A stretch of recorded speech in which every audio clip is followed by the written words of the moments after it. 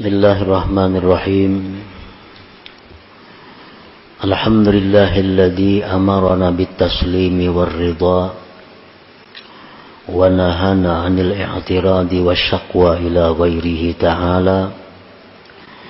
Asyhadu an la ilaha illallah wahdahu la syarika lahu jalla wa 'ala. Wa asyhadu anna sayyidana Muhammadan 'abduhu wa rasuluhul mu'azzamu fil ardi was sama. Allahumma salli wa sallim wa barik ala sayyidina wa maulana Muhammad al-mawsuf bis-safa wal wafa wa ala alihi wa ashabihi wa zurriyyatihi wa man iqtafa, amma ba'du. Yang kita hormati dan kita cintai para habaib dan para alim ulama, para muhibbin hadirin hadirat rahimakumullah. Alhamdulillah, puji dan syukur terlebih dahulu kita haturkan kehadirat Allah subhanahu wa ta'ala yang telah mengumpulkan kita di dalam majlis ilmu ini, dan kita berharap kepada Allah agar selalu dikumpulkan dalam kebaikan dan takwa. Puji dan syukur pula kita haturkan kehadirat Allah subhanahu wa ta'ala yang mana pada saat ini telah menempatkan kita dalam posisi talabatul ilm, dalam kedudukan penuntut ilmu. Dan kita memohon kepada Allah di majelis yang penuh berkah ini agar kita selalu ditempatkan Allah dalam kedudukan penuntut ilmu sampai akhir hayat kita. Dan yang lebih penting dari itu, kita minta kepada Allah agar bisa mengamalkan ilmu yang diberikan Allah subhanahu wa ta'ala kepada kita ini. Salawat dan salam kita haturkan kepada junjungan kita Nabi besar Muhammad sallallahu alaihi wasallam dan kepada seluruh keluarga, para sahabat, zurriyat dan pengikut beliau sampai hari kiamat nanti. Para muhibbin rahimakumullah, al-hikmatus sabi'ata asyarah min al-hikamil ataiyah. Qala al-imam Ahmad bin Athaillah as-Sakandari rahimahullah wa nafa'ana bi ulumih. Hikmah yang ke-17 dari Al-Hikam, berkata pengarangnya Al-Imam Ahmad bin Athaillah As-Sakandari rahimahullah, ma taraka minal jahli syai'a man arada ayyuhditha fil waqti ghaira ma azharahullahu fihi. Yang artinya, tidaklah meninggalkan daripada kejahilan sedikit jua pun oleh orang yang menghendaki bahwa menciptakan pada waktu selain yang Allah nampakkan dia pada waktu itu. Itu artinya hikmah yang ke-17. Para muhibbin rahimakumullah, adapun tafsirnya dari hikmah ini adalah, idza aqamallah subhanahu abdan bihalin minal ahwal badaniyan kana aw qalbiyya la yazummuhu syar'u falyaltazim dzalik wal yuhsinil adaba wal yarda bidzalik wa la yantakil ila ghairi ma huwa fihi hatta yanqulahu subhanahu wa ta'ala. Fa in intaqala ila ghairi ma huwa fihi faqad jahila rabbah wal jahlu billah ajhalu minal jahlil murakkab.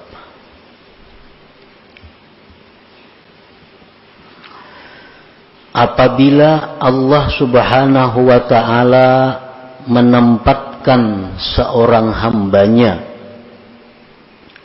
pada satu keadaan daripada keadaan-keadaan. Baik keadaan itu bersifat badan atau bersifat hati, yang mana keadaan itu tidak dicela oleh syara, tidak dicela oleh agama, maka hendaklah dia melazimi keadaan itu dan baiklah adab kepada Allah, dan hendaklah riba kepada Allah dengan demikian tadi, dan tidak berpindah kepada selain sesuatu yang adalah dia pada sesuatu itu, sehingga Allah yang memindahkannya. Apabila dia berpindah kepada selain sesuatu yang adalah dia pada sesuatu itu, maka berarti dia jahil dengan Tuhannya.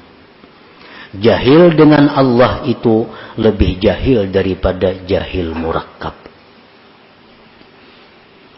Nah, itu salah satu di antara sekian banyak tafsir uraian daripada hikmah yang ke-17 ini. Seorang hamba, ini hikmah yang ke-17 adalah merupakan adab. Adab seorang hamba Allah kepada Allah. Tata kerama bagaimana seorang hamba yang baik itu dengan Allah.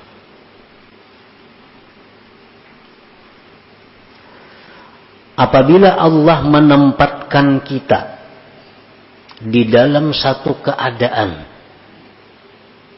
baik yang bersifat keadaan itu di badan kita atau hati kita, yang keadaan tadi jelas sudah tidak dicela oleh agama, maka keadaan tersebut kita lazimi, dan hendaknya kita membaguskan adab, dan kita riba dengan keadaan yang ditempatkan Allah itu, dan kita tidak berpindah untuk mencari keadaan-keadaan lain, sehingga Allah sendiri yang memindahkan kita kepada keadaan yang lain itu. Apabila kita berpindah sendiri tanpa ada petunjuk dari Allah, maka berarti kita jahil dengan Allah. Sedangkan jahil dengan Allah itu lebih jahil daripada jahil murakkab.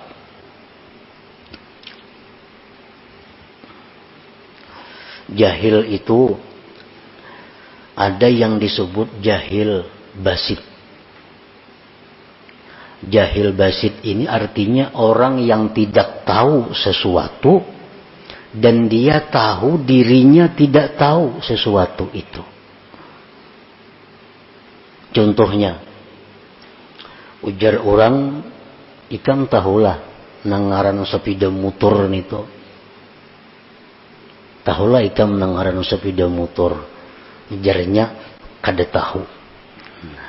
Ujarnya kada tahu. Ini ngarannya jahil basir. Orang yang kada tahu dan dia tahu bahwa dia kada tahu. Tahulah sepeda motor, kada tahu, habis sudah kisahnya. Ini jahil yang paling inting. Dan kadang-kadang jahil seperti ini dalam beberapa hal terpuji. Jahil yang kedua adalah jahil murakkab. Orang ini tidak tahu dan dia tidak tahu dirinya tidak tahu. Ini berat jahilnya. Kada tahu lawan sesuatu dan inya kada tahu bahwa dirinya itu kada tahu. Ujar orang, ikam tahulah sepeda motor. Tahu ay. Mananya? Tuh, menunjuk ke kambing. Menunjuk ke kambing. Berarti orang ini jahilnya double. Lawan kambing kada tahu, lawan sepeda motor kada tahu, lawan dirinya jahil kada tahu. Nah, ini ngarannya jahil murakkab. Yang lebih jahil dari jahil murakkab ini ada lagi.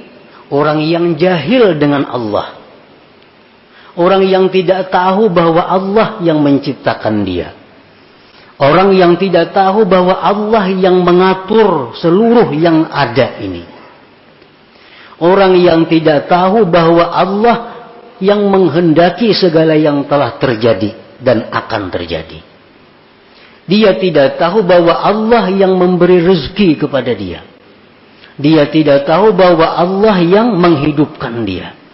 Dia tidak tahu bahwa Allah yang mematikan dia. Nah, jahil terhadap Allah ini lebih jahil daripada jahil murakkab tadi.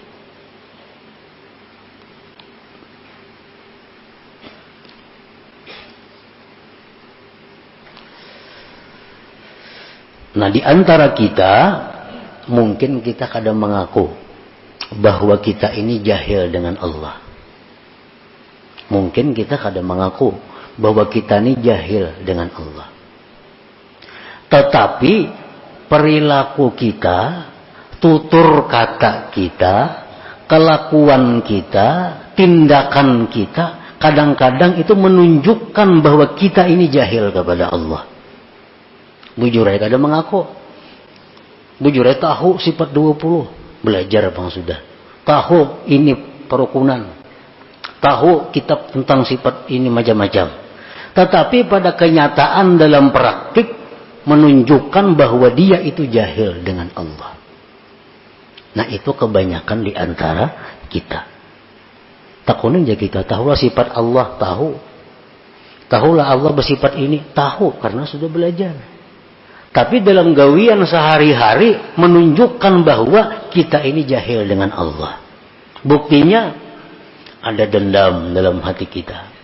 Buktinya kita seringkali menyalahkan asbab dalam segala sesuatu. Buktinya kita seringkali bergantung dengan asbab. Buktinya seringkali kita gembira dengan asbab. Kita sedih dengan asbab. Nah itu praktik-praktik menunjukkan kita jahil dengan Tuhan. Jahil dengan Tuhan itu paling dahsyat kejahilan. Lebih jahil daripada jahil murakkab tadi. Para muhibbin rahimakumullah. Nah kemudian contoh-contoh di antara hikmah yang ke-17 ini. Bagaimana adab kita yang sebenarnya kepada Allah dalam hal keadaan-keadaan yang kita tempati.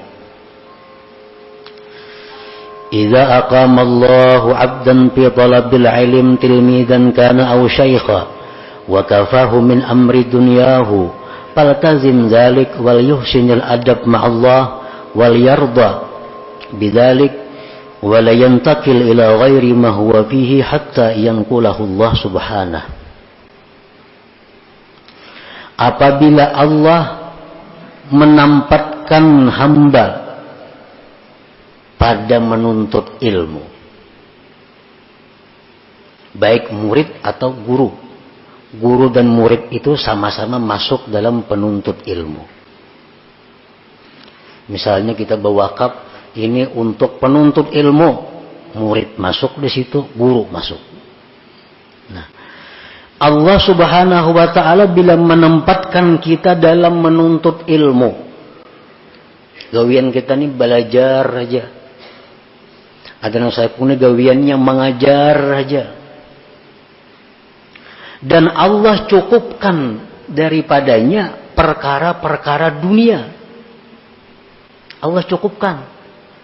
Makannya cukup, pakainya cukup, membiayai keluarga cukup. Dari mana jalannya Allah mendatangkan kita kada tahu. Pokoknya cukup. Nah, ini orang ngarannya ditempatkan Allah dalam posisi menuntut ilmu.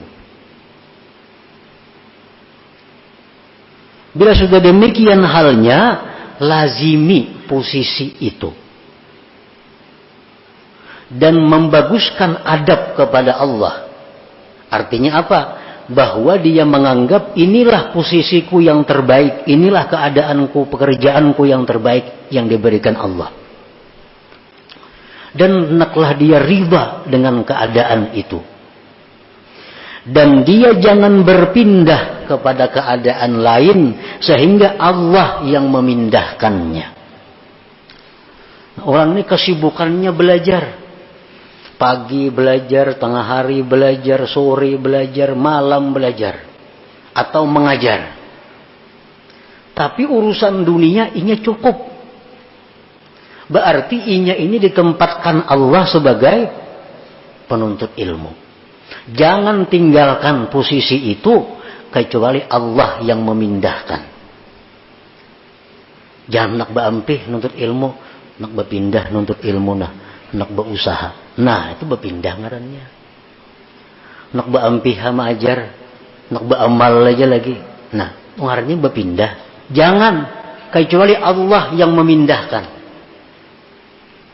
Apa tanda-tandanya Allah memindahkan kita dari posisi itu? Tandanya dulu orang belajar lawan kita. Nah, sekarang orang kada ada lagi yang belajar lawan kita ampihan. Asalnya pesantren ini hibak. Wah, ini tinggal berdua bertiga lagi. Nah, itu adalah berarti Allah menyuruh kita pindah daripada posisi itu. Ke posisi mana kita pindah? Apabila Allah mencukupkan urusan dunia kepada kita, berarti kita mesti pindah ke posisi hanya menghadap Allah, menghabiskan waktu berzikir, beribadah kepada Allah. Kada perlu lagi mengajar. Karena ini sudah isyarat dari Allah, pindah. Artinya selama kita mengajar dan banyak haja orang nang mau belajar lawan inya, duniawi dicukupi Allah, berarti orang ini masih ditempatkan Allah di posisi itu. Jangan hendak berampih-ampih mengajar.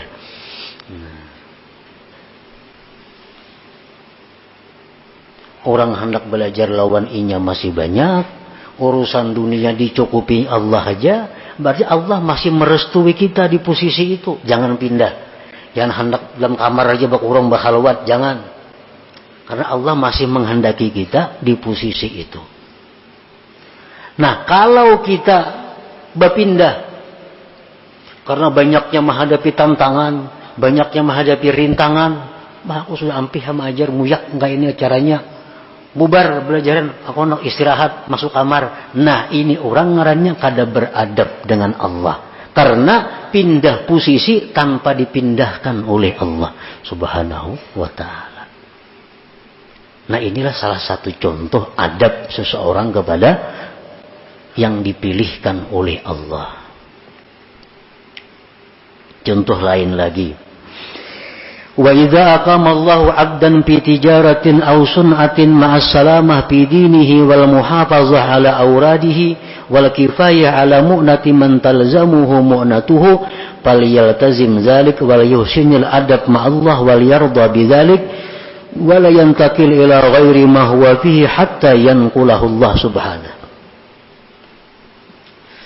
Apabila Allah menempatkan seseorang hamba dalam perdagangan atau pekerjaan lain, kita ditempatkan Allah jadi pedagang atau pengusaha lainnya. Dalam berdagang itu, bekerja itu, agama kita ini selamat. Agama selamat. Artinya usaha-usaha kita ini tidak melanggar hukum Allah. Kan kadang-kadang ada usaha tuh nang bila kada melanggar hukum Tuhan, kada dapat. Bila orang kada menyuguk, kada dapat gawian. Nah, itu ada usaha. Ini sudah jelas Allah kada menempatkan di situ. Nah, usahanya ini, dalam menjalankan usaha itu agamanya selamat. Nang haram-haram kada digawinya, kawah aja, maju aja usahanya. Yang wajib-wajib kada ditinggalakannya, maju aja usahanya. Dan mengekali wirid-wiridnya. Wirid kada terganggu. Sembahyang berjamaah 5 waktu kada terganggu. Baca Quran hari-hari sekian juz kada terganggu. Salawat sekian kada terganggu. Zikir kada terganggu. Ke majlis taklim kada terganggu. Dan usaha tadi mencukupi menghidupi keluarganya. Nah, berarti orang ini ditempatkan Allah pada posisi berdagang atau bekerja. Usaha untungnya cukup membiayai hidup sekeluargaan. Dalam menjalankan usaha itunya kada ada berdusta. Payu aja kada berdusta. Kada menyuguk. Nang wajib tak kerjaakan, sembahyang berjamaah terlaksana, menuntut ilmu kawa, wirid-wirid tak baca. Berarti dia ditempatkan Allah di situ. Jangan hendak pindah. Jangan hendak pindah kecuali Allah yang memindah. Apa tandanya Allah memindah? Apabila antara lain dalam menjalankan usaha itu sudah kada kau menghindari nang haram. Usaha aku ni bila kada menggawi nang haram kada jalan. Ya tadi bila kada nyuguk kada dapat duit. Adalah gawian nang kaya itu banyak. 10% kan kepala ini, 10%, 2% kan kepala ini, kepala dinas ini. Bila kada kaya itu kada dapat gawian. Nah, ini menunjukkan usaha ini tidak diridai Allah. Nah, kalau demikian halnya dia wajib pindah usaha lain. Nah, itu alamat artinya Allah menyuruh pindah. Nah, cari pekerjaan-pekerjaan lain.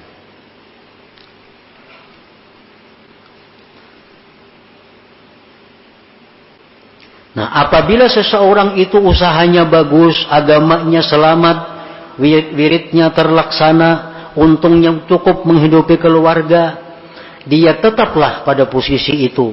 Jangan pindah kepada posisi lain kecuali Allah yang memindahkannya. Tandanya Allah memindahkan sudah kesulitan dalam menjalankan usaha untuk menghindari yang haram atau melaksanakan kewajiban. Nah, berusaha ini mengaji kada tak kaji lagi. Wirid banyak kada terbacai lagi. Hendak kadakah itu kada dapat duit. Nah, berarti usaha ini sudah disuruh Tuhan tinggalkan. Cari usaha lain. Cari usaha lain.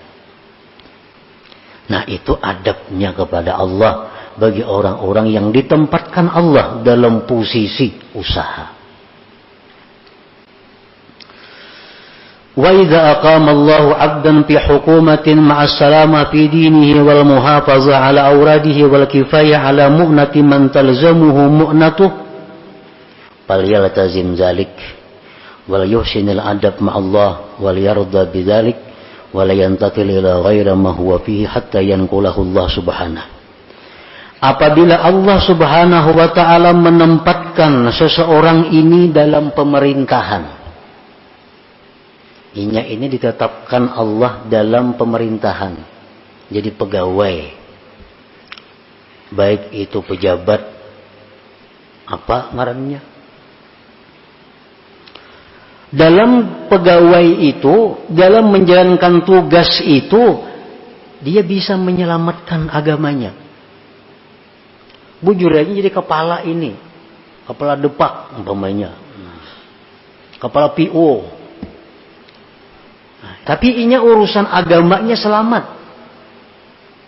Kada mengambil duit orang, membagi gawian dengan jujur.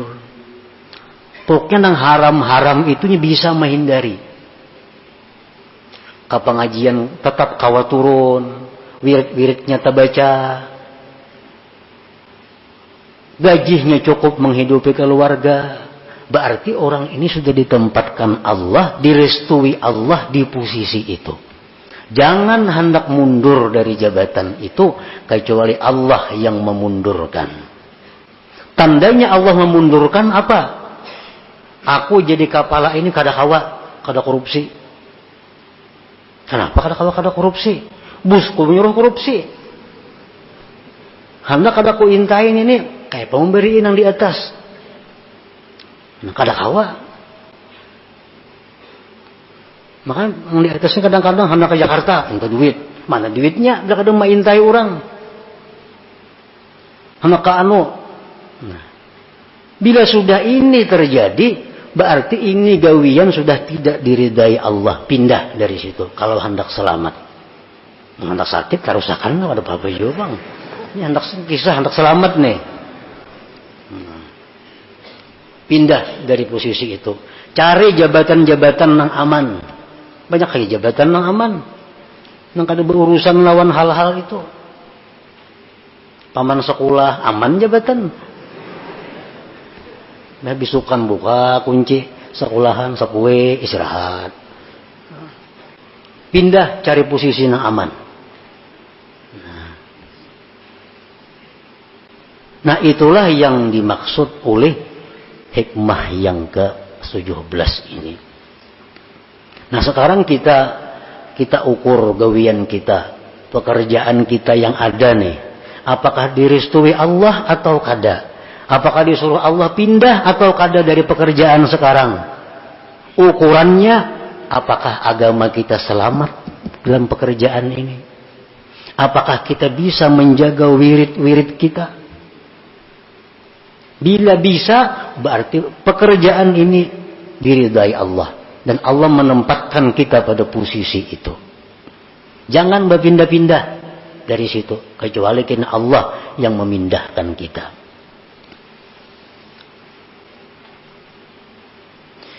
Wa idza aqama Allahu 'abdan fi faqrin fa sabara wa radiya bidzalik fala yatlub min Allahi al-ghina hatta yughniyahu Allah taala bila talabin minhu. Apabila Allah menempatkan seorang hamba dalam posisi fakir. Ada orang yang ditempatkan Allah dalam posisi fakir. Fakir ini artinya orang yang memerlukan biaya sehari 15.000 rupiah. Tapi yang ia dapatkan hanya 6.000 atau kurang lebih itu. Ini fakir. Inya perlu sehari ini menghidupi keluarganya 20.000. Usaha yang didapatnya hanya 7.000. Nah, ini fakir. Apabila Allah menempatkan seseorang hamba dalam posisi fakir, tapi inya sabar. Inya ridha aja, kada jadi pikiran. Beramal lancar, nuntut ilmu lancar, padahal duit sakit. Nah, fala yatlub minallahi al-ghina, jangan hendak minta kaya kepada Allah. Jangan hendak minta luas rezeki kepada Allah. Sehingga Allah nantinya sendiri yang mengayakan dia tanpa permintaan daripada dia. Tunggu aja. Hadangi aja. Bila kada sugih di dunia, di akhirat kena sugihnya. Nah, itu contoh orang yang beradab dengan Allah Subhanahu wa ta'ala. Nah, ini contoh-contoh yang bersangkutan dengan badan. Wa idza aqama Allahu 'abdan fi hali qabdin fala yatlub minallahi al-basta hatta yanqulahu Allah ila halil basti. Apabila Allah Subhanahu wa ta'ala menempatkan seorang hamba pada keadaan sedih. Nah, kadang-kadang bisa datang dalam hati kita ini keadaan kacau. Padahal kada ada sebab apa-apa. Kita kada kekurangan apa, kita kada kehilangan apa, tapi kadang-kadang datang dalam hati kita ada perasaan-perasaan yang sedih, risau. Dalam istilah tasawuf disebut kabat ngarannya. Nah, bila kita datang hal seperti itu, kita jangan hendak menghilangkan itu. Apa nak keluar rumah nah, kepala sepusing, jangan. Atau berdoa lawan Tuhan, ya Allah hilangkanlah perasaan kada nyaman, jangan. Hadapi perasaan yang kada nyaman itu. sampai kena Allah sendiri yang menggantikan keadaan itu kepada keadaan gembira. Bau berzikir, bau berselawat, sampai kena hati nyaman seorangannya, hati lapang seorangannya. Nah, ini contoh keadaan hati orang yang beradab kepada Allah Subhanahu wa taala. Man 'arafa rabbahu ahabbah wa man ahabbahu radiya bi hukmillah wa ikhtiyarihi lahu. Barang siapa yang mengenal Allah, dia pasti mencintai kepada Allah. Pasti mencintai kepada Allah. Asal bujur-bujur kita ini tahu tentang Allah, kita pasti katuju lawan Tuhan itu.